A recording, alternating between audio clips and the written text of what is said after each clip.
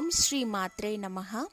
లలిత సహస్రనామాలు చదివితే ఎలాంటి ఫలితం ఉంటుందో తెలుసుకుందామా? గంగా స్నానం చేసినంత ఫలితం దక్కుతుంది. కాశీ క్షేత్రంలో కోటి లింగములను ప్రతిష్ఠించిన ఫలితం కలుగుతుంది. కోటి గోవులను దానం చేసిన ఫలితం కలుగుతుంది.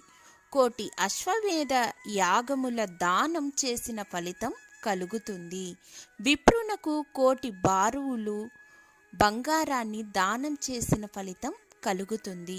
ఎడారిలో కోటి బావులను త్రవ్విన ఫలితం కలుగుతుంది.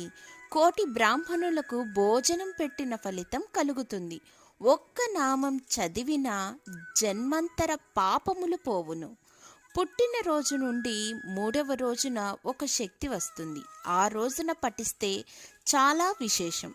శుక్లపక్ష నవమి, శుక్లపక్ష చతుర్దశి నాడు మరియు శుక్రవారం నాడు చదవాలి.